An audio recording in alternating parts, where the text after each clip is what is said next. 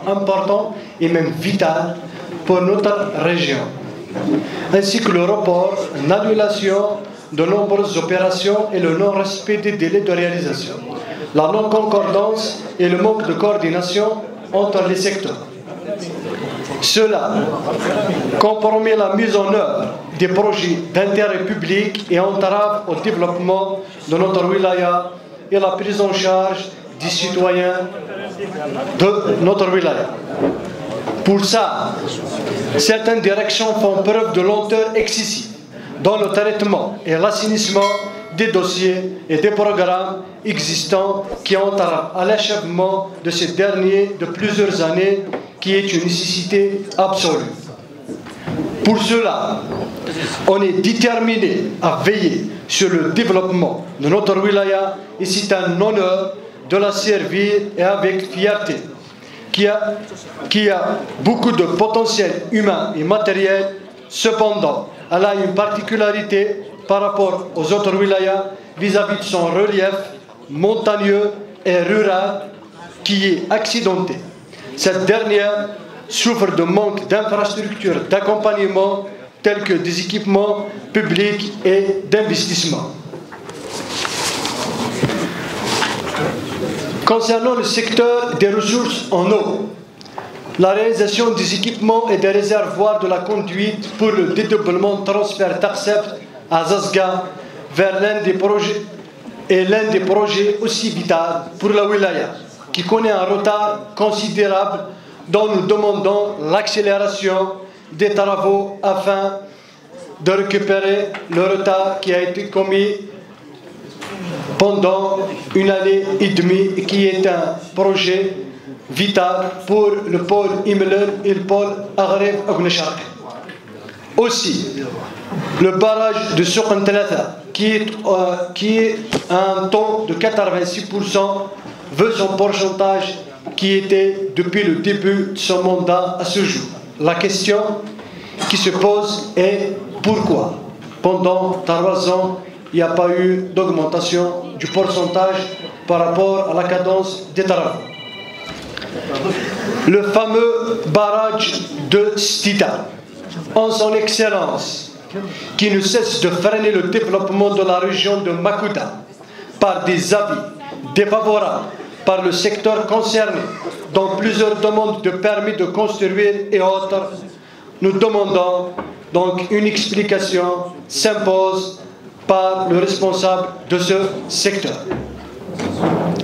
Nous déplorons maintenant et nous interpellons le DRE et l'ADE ainsi que la direction de l'environnement concernant Tessif Aït Khalili qui relie les deux communes Aït Khalili et Souama, un DPH qui est dans un état qui laisse à désirer, à l'abandon, sans mot pour le décrire, où existent plusieurs forages contaminés de l'ADE, ou un grand forage que je vais répéter pour la 2e fois, d'un débit très important qui est exploité par un citoyen gratuitement depuis des années, qu'il faut récupérer.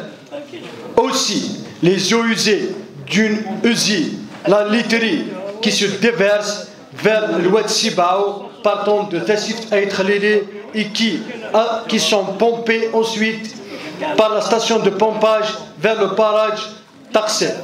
Pourquoi rien n'a été fait pour cela? Sans parler de l'éradication des décharges sauvages qui sont créées tout le long des chemins de wilaya et routes nationales, à l'instar du CW 250 et de la route intercommunale Chaufa. Je profite de l'occasion de demander au directeur de l'environnement pour la prise en charge de la décharge sauvage de Boubhé pour qu'elle soit une décharge contrôlée. Concernant le secteur travaux publics, à lui connaît des insuffisances et un retard considérable dans notre wilaya. Cependant, on est en mesure de déclarer l'état catastrophique des chaussées à travers tout le territoire de la wilaya qui sont vétustes et toutes dégradées, routes nationales, chemins de wilaya et communal. À l'exemple, la liaison intercommunale Chaoufin, que je répète pour la 4e fois, pour la 4e session, qui dessert plusieurs communes sur un linéaire de 16 km 50, ont retenu sur 13 km 5. Comme vous le saviez, Monsieur Louali, un exemple concret du calvaire que vivent ceux qui empruntent régulièrement ce tronçon. Des affaissements, des nids de poules et des crevasses. Le risque d'accident est permanent, tout en essayant de les éviter. Un reste de 1 km 700 en réfection qui tarde à voir le jour, qui a été fraisé par l'entreprise sur ordre du directeur des travaux publics, ce qui consiste en un grand danger. Je vous demande, Monsieur Louali, pour ce tronçon, de le prendre en charge, ainsi de le proposer au classement comme chemin de wilaya ou national, vu son trafic important. Rajoutons à cela les 2 ouvrages de Tessif et Khalili, pris en charge dans le cadre des intempéries de l'année dernière. Un autre exemple de calvaire des usagers du chemin de wilaya 250, à la veille de la saison hivernale. Le DTP a encore pris la décision de creuser sans aucune planification, qui mit en danger l'usager de cette route, d'où nous demandons l'accélération des procédures et une meilleure prise en charge de ce point. Concernant le secteur de l'énergie, aussi un secteur très important, du fait que notre wilaya est saturée en termes d'énergie, ce depuis 2012. À ce jour, la question aux responsables de l'énergie, quelle est votre stratégie de remédier à ce phénomène? D'où nous proposons la réalisation d'une station 400 kV comme celle qui va se réaliser à Akvo, la wilaya de Bidjaya. Au niveau de notre wilaya, vu que la ligne transport 400 kV en partant de Cap Djenet vers Akbo, passant par notre wilaya, qui est une nécessité absolue, qui prend 70% du programme sur le territoire de notre wilaya. Plusieurs établissements qui sont menacés d'insécurité des élèves par dégradation de leur clôture et certains blocs, à l'instar du SUM, c'est Abdallah Mekla, qui présente un grand danger, où le bloc pédagogique principal construit et ouvert les années 70, qui est menacé par la réalisation des promotions à côté. Aussi, SUM Bastarwa Swama et Bas 5 Ayedzle, qui nécessitent des programmes de réhabilitation d'urgence, sans oublier le lycée Swama pour une prise en charge dans le cadre des opérations d'entretien et d'équipement.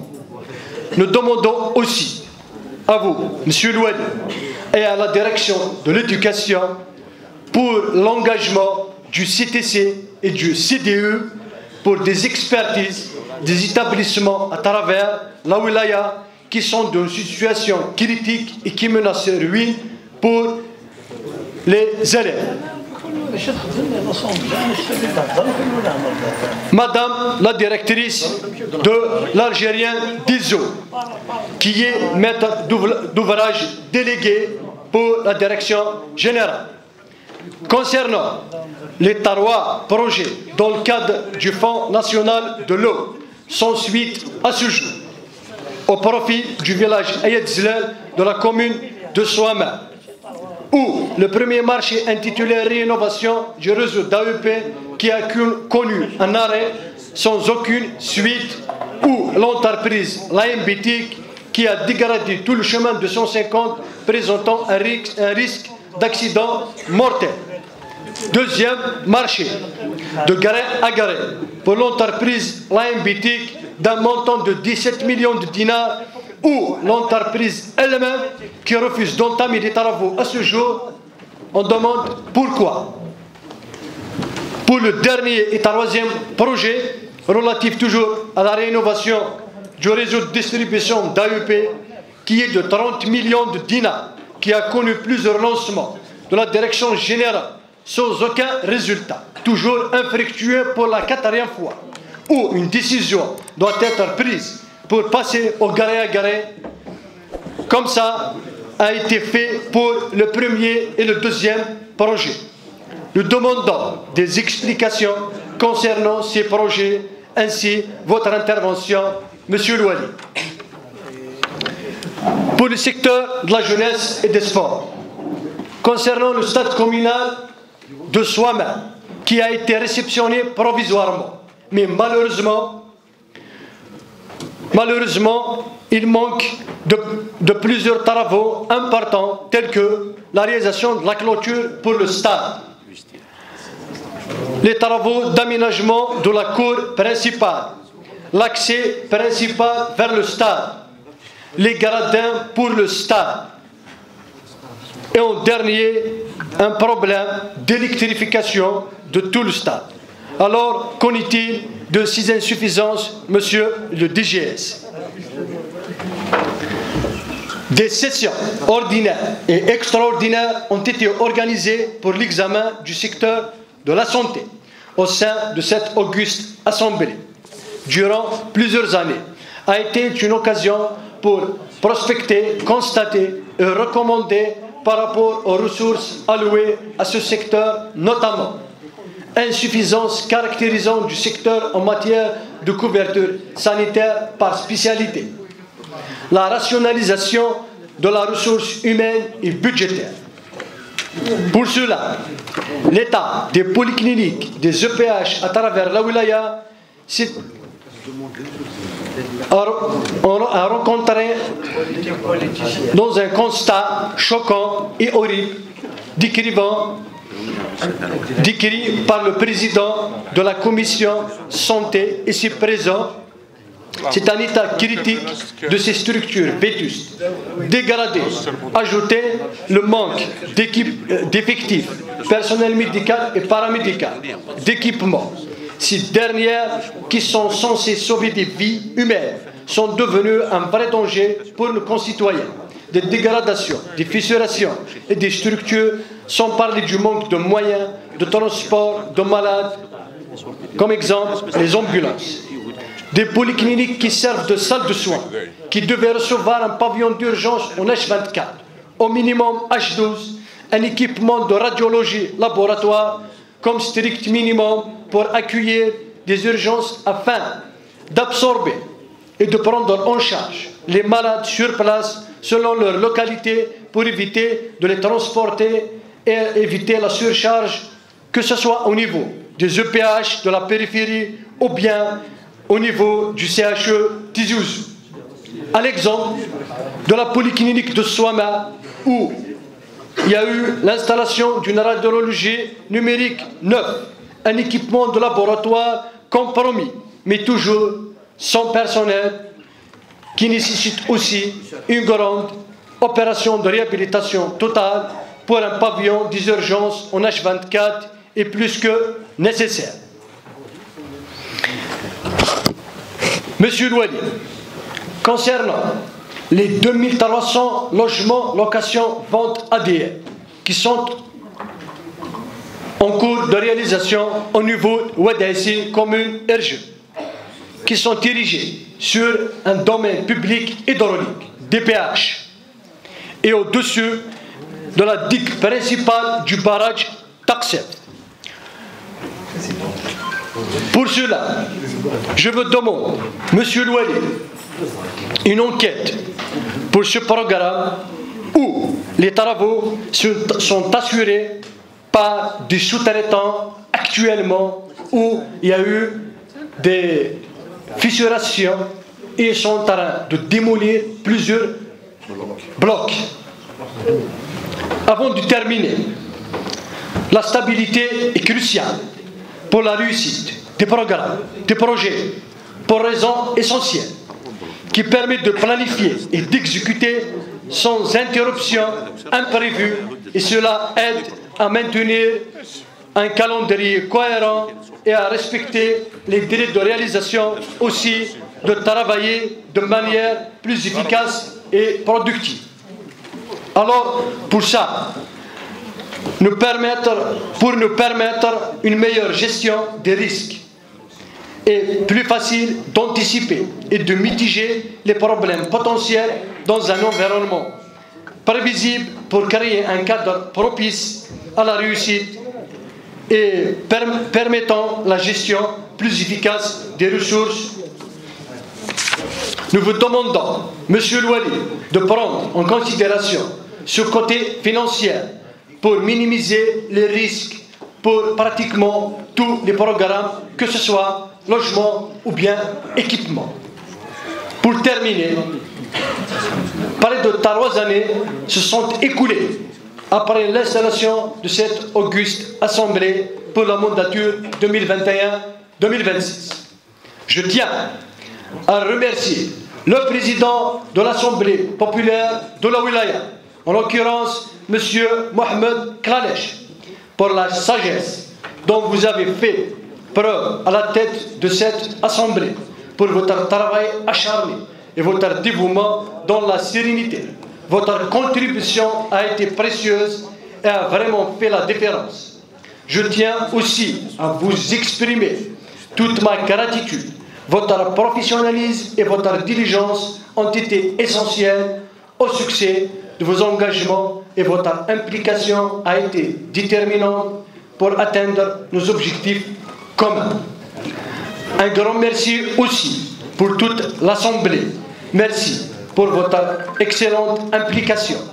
Votre engagement professionnel, votre accompagnement était essentiel pour en arriver là où nous sommes aujourd'hui. Grâce aussi à votre soutien et à la collaboration de l'exécutif de la Wilaya, à sa tête, M. Louali, nous vous avons pu mener à bien notre mission et atteindre nos objectifs. La générosité de l'Assemblée est une inspiration pour nous tous et nous sommes très reconnaissants du soutien indéfectible de tous les collaborateurs. Merci pour votre attention. Merci.